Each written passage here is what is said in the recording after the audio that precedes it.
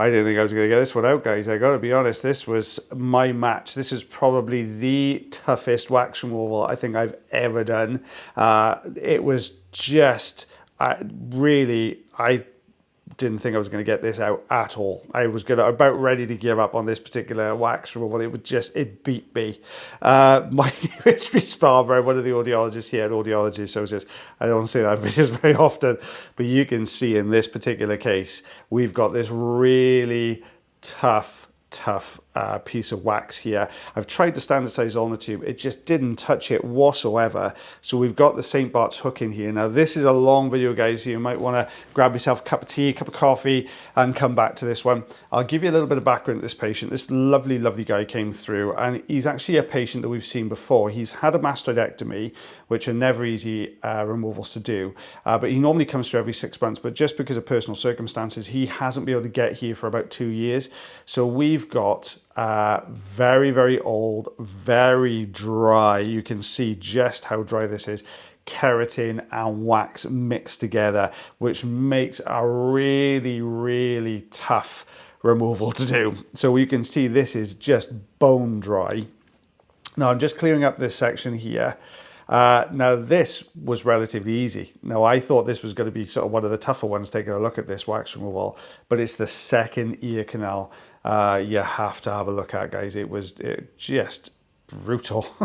So we're taking these bits where you can see just how dry this canal gets, and this section here at the bottom is basically welded against the canal wall. I'm trying, you can see that the suction tube is just literally scraping and skipping off the surface. The wax in there is just super duper dry. So I've popped some olive oil in, and you can see the difference the olive oil makes straight away. Now you're going to ask me, why didn't the patient use some olive oil before they come along? Because when you've had a mastoidectomy, I know it wasn't this particular ear canal, but this patient's had the advice to always keep their ears lovely and dry, because when you've had a mastoidectomy, you're actually removing, part of the mastoid bone, which is the hard bit you can feel just behind your ear there. It's well, not a spongy bone, but it's an air-filled bone, lots of air bubbles in there. So basically, if you've had that removed, if you get water in there, you are far more prone to infection, and it can sometimes be really uncomfortable as well. So we managed to clear the first ear canal, and now I've come across this. So we can see that shelf. If you look to the right hand side, so you've got the ear canal that kind of slopes up and then plateaus off. That's the shelf. That's where they've removed part of the mastoid bone there. And what we can see here is we've got this really hard, dense skin layer here that I'm working on, and just trying to remove that. Now, when you have a mastoid cavity, you should have it checked about every 6 months, just to keep it nice and clean, get rid of all the skin, because we talk about epithelial migration. I talk about this a lot on the channel, but it's that movement of skin from that deepermost part to the outermost part of the ear canal. Well, if you imagine, if you're traveling down a tube, which is what most people's ear canals normally look like, then that can travel away really easily. But what happens if you branch off the tube and form a much bigger cavity? That's got to migrate around the cavity and come back out, which is going to take much longer. So you end up with this much drier, denser skin, which is what we have here. So it's skin that's older, it's dried out, it's got a higher concentration of keratin compared to how it did when it first was first developed. So what you've got now is this really thick epithelial skin layer that is hanging on for dear life in here, and you can see just how tough this is. I'm trying to pull this with a suction tube, but the suction tube just can't hold on to it tight enough. It's a really interesting one. Make sure you stay tuned for the end of this one, guys. It is such an interesting case, just because it was so difficult to do. So we've managed to pull that little bit of skin away. Let's see if we can peel the next section. There we go. So we're peeling this next section down the canal. There we go. Look how that is pulling away from the skin. We haven't actually got to the fresher skin underneath yet. This is still a keratin layer. So we've got layer upon layer of dead, dry skin. And that's before we work on the section to the bottom left of the screen. Now that section is covering the eardrum. So we've got all this keratin in this actual mastoid cavity, which is what you call that part where you've just removed all the bone. But we've also got this really dense section of wax and skin, which is covering the eardrum. which is the bit that was an absolute nightmare to get out. It was so difficult to remove. And you're in this sort of quandary. Well, what do you do with this patient? We said at the start, your patients can look at that, look at that, look at that, give it away. Just immense layers of skin. I lost train of thought again. I get so excited watching these videos. I go off on tangents and I can't remember where I was, but I went off tangent. Yes, sorry. What do you do with this patient? Because we've already said at the start of the video, they can't use olive oil. So if you send the patient away, they can't use a wax softener. So it is just a case of trying to chip this away as much as you can. You can pop some olive oil in while you're suctioning, because you're going to be suctioning the oil straight back out of the ear. So you can do it that way, but you can't ask the patient to go away and let the oil sit in the ear canal. That's the big difference, really. So we've pulled this top section. Now I can see straight away as I pulled this down, there's this thick, softer layer of skin that's sitting behind this, which means that you've got this hard layer at the front attached to this thick, soft layer behind, which is usually in turn attached to the skin and the eardrum beyond that. So you've got these three kind of layers, which are all, imagine they sort of compressed together and holding on to one another really tightly. So what I'm doing here is trying to peel. I'm trying to fold this plug down. There we are. I've got this actually the fine end here I've got. So just trying to peel down. There we go. You can see these layers starting to tease apart. Now at this point I thought, great, this is going to peel away really nicely. We can get this out really easily. But no, unfortunately not. So we're still trying to peel this top section. And as much as I'm trying to pull this down, it is hanging on for dear life. Now, there are two things you have to be really conscious of when you're clearing a mastoid patient, okay? The first is that they're going to be ultra sensitive, okay? You've got to be really careful down here, just because you've got to be careful the structures don't look as they normally would do in an ear canal. Everything's going to have lumps and bumps everywhere. There's going to be scar tissue. Eardrum's going to look very different. The other thing you've got to be aware of is the patient is far more susceptible to something called the caloric effect. Now, the caloric effect is if we have an extreme temperature change, don't forget, let's backtrack, sorry, a little bit. Your balance system, the innermost part of the balance system, you have your three semicircular canals, which tell you so which way your head is in, what position your head's in, but they're filled with fluid. Now, if we drop the temperature or increase the temperature too quickly inside the ear canal, that fluid changes in viscosity, so how runny it is. So if you make the fluid much colder, it becomes much thicker, so much more sort of gloopy. If you make it much warmer, then it becomes much thinner, so far more runny. And that effect the effect that has is it can make us feel really giddy.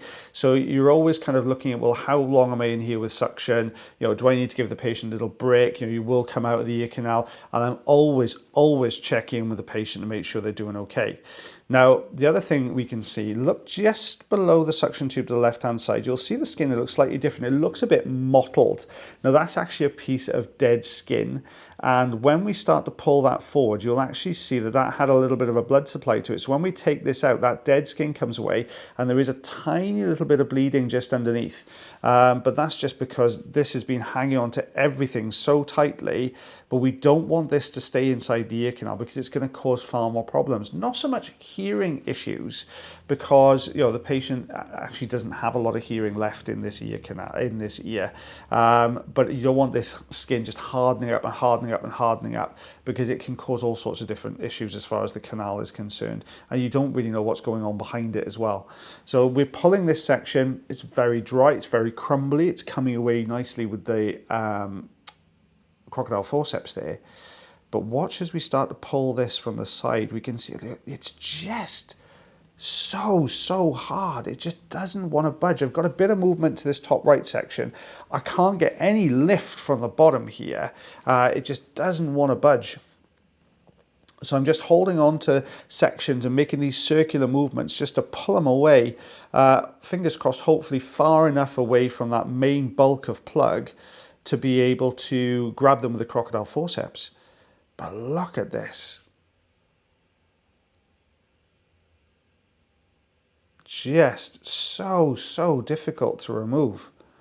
So forceps again, back in.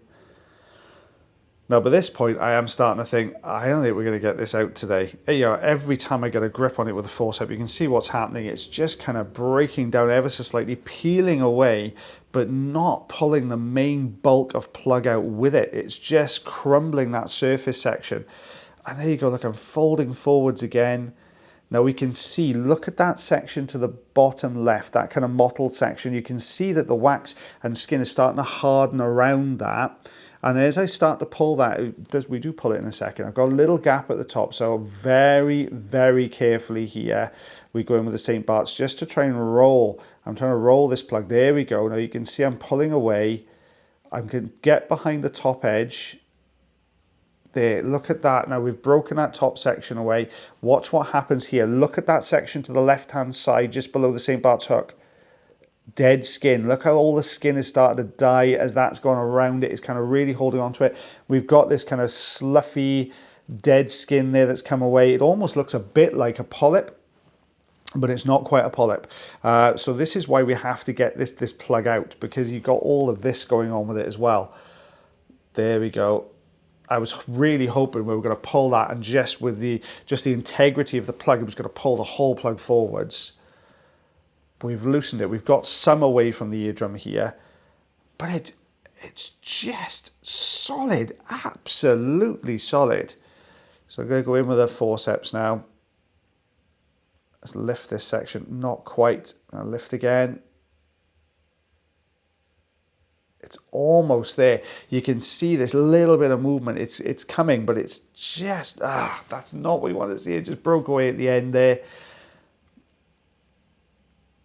And let's pull this section. There you can see I'm trying to tease it away from this right-hand side because it looks really firmly attached.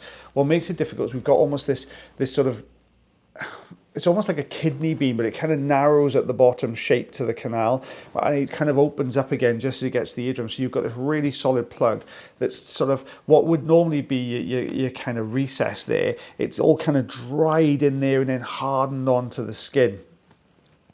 But we are getting bits away. It's coming away in very, very small portions, but it is coming away. Let's see if I can pull this top section down. Now I've lost the ability now to get behind this with the St. Bart's hook. We managed to do that because we'd folded the whole thing forwards. And as we fold it forwards, what's happening is we've created a little gap behind it, which we could get behind with the St. Bart's. But the rest of this is right up against the eardrum. So we can't get behind it now again. Such a tough old job. Let's give this a little bit of a wiggle. You can see as I'm trying to hold on to it, it's just such a difficult consistency. There we go. I'm going to try now and lift from the bottom section. So I've got rid of the top. So if we can lift, we can bring this up and out of that recess. But I can't get a grip. It's so solid down there. I just cannot get a grip. And you can see as I'm pulling this, look how it's detaching, sort of stretching that surface epithelial layer, that really tough old sort of keratin layer. It's pulling it apart as we're getting to the top section there. Let's go on again, crocodile forceps. Not quite, not quite. Let's give this a little bit more. There we go. I'm trying to lift from that base section, but look how it's attached to the canal wall there as well. There is just nowhere at the moment on this plug that I can get any kind of purchase here. It is wedged. So by this point, I'm thinking, okay, I'm going to have to get this patient back in. But before I do that, I'm going to have to leave myself something to work on ready for next time. So I'm going to have to just loosen it a little bit and then sort of draw pieces off so I've got something to work on straight away. But before I do that, I'm just going to throw a little bit of olive oil. I will suction it back out, and I'm just going to try and lift this bottom section. Let's see if I can just get a little bit of olive oil underneath there just to loosen it off this keratin section. Look at this. I was really hoping it would sort of penetrate in and just underneath the skin a little bit. Look at that, it's just not folding forwards at all. I've just broken another section away from the top. And let's hold on to the side. No. This was, honest to goodness, guys, my arms were in bits. My shoulders were in bits. I was just broken by this point because my arms were up here for about, I think altogether, I think we were working this for close to about 20 minutes, which doesn't sound like a long time, but you hold your arms up there for 20 minutes and make tiny little movements with your fingers. It took forever, but there was a tiny bit of light at the end of the tunnel. Look at this section here to the left-hand side. So as I'm lifting here, we've got this slightly softer skin that's underneath. But look. I turned it. At this point, I'm thinking, okay, all right, my reputation is intact. I can get this out. So as we've turned it now, we can see all that dead layer, that softer skin layer that was holding everything in place. But look at this. Whew. It's a beastie. Out that's come. And let's take a little look beyond that. So I'm just going to peel some of these dead skin layers away. Now I'm right into the cavity here again. All right, I'm just taking these dead bits of keratin, dead skin, old skin out of the cavity. There we are. I made the patient promise they would come back every 6 months to get this done moving forwards. And then we'll just get these last couple of pieces away. When you take a look at the eardrum, now obviously there's going to be a lot of scarring there. It's not going to look like a conventional eardrum. There we go. And there was that, you can see that recess I was talking about all the way around the edge. And that's where it was anchored into place. But yeah, although it doesn't look particularly healthy, that eardrum, it is much, much better. That's how I would expect it to look after a mastoid cavity, but looking so much clearer. Oh my goodness, that was such a tough one to do. 2 inches, 5 centimeters worth of keratin and wax here, guys. If you enjoyed this mastoid cavity removal, they are always good ones. I'll put another one up there for you so you can have a little look at that one as well. So make sure you check on that one. Take a little look at it if you're watching this on YouTube. And if you do enjoy the video, guys, don't forget you can always like, heart, share, follow, subscribe for me. And if you have ear problems yourself, then make sure you check out the link tree in the description. Come along and see myself or the lovely Mr. Taylor Green, and we'll get that sorted out for you. But as always, guys, take care of yourselves, take care of your ears, and take care of one another. And I'll see you again real soon. Bye, everyone.